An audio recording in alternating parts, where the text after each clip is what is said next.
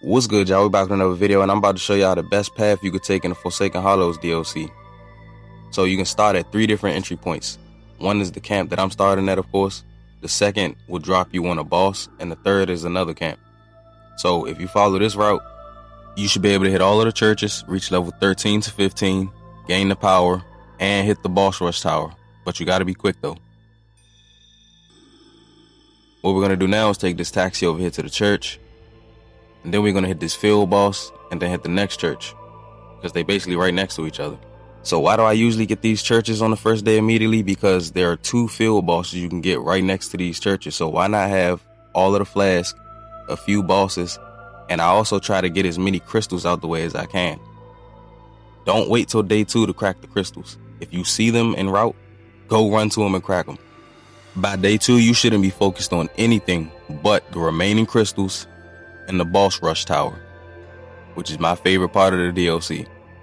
Now, you can get some strong bosses right here. If you get something like Loretta and you only level 5, you might not want to partake in that, So just go over here to this church, get the church, and lucky for us, we got the Flame of Frenzy event, which is one of the easiest events.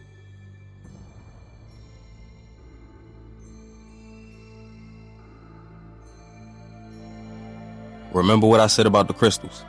They don't pop up on your map until day 2, but if you see them, go for them.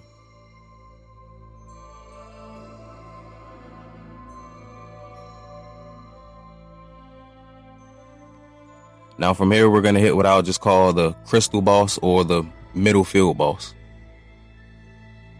I call it the crystal boss because it's right inside of a crystal, and or because it's right next to the crystal that gives you the power. So from here, there's another boss you can go to right below it. Take that boss out. It's usually an easy boss. I saw Elmer down there one time. Other than that, it's usually an easy boss. So now we're going to head to this next church over here.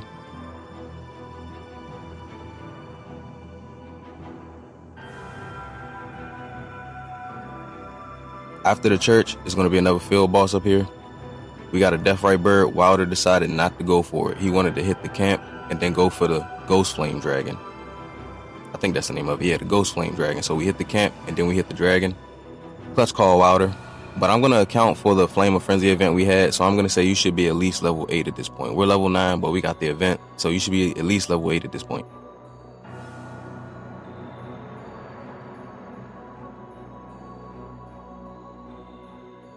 So after beating the Ghost Flame Dragon, we almost have enough souls to reach level 10, and we have 6 flasks.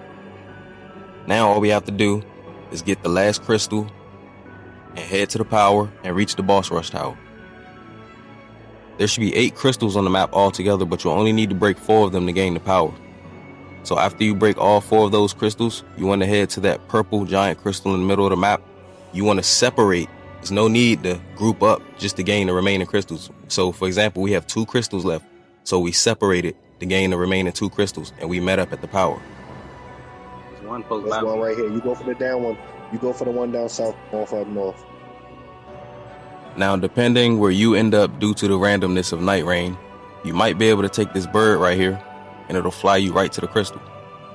And then once you gain the power, there's a jump pad. You can take the jump pad, and it'll take you right to the boss rush tower.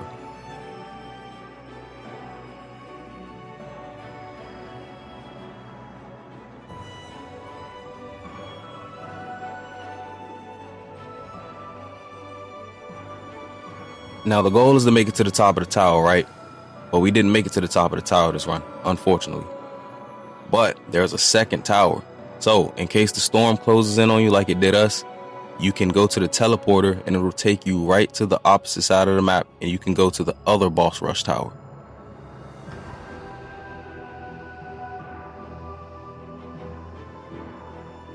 Now, I don't know if people are still making this mistake or not, but it's a boss rush tower for a reason. I've seen people kill one boss and then just leave. No, it's a tower. There are steps you can go up, and it's 3 layers or 3 floors. And this is what I was talking about when the storm closed in on us, so we just went to the other boss tower instead.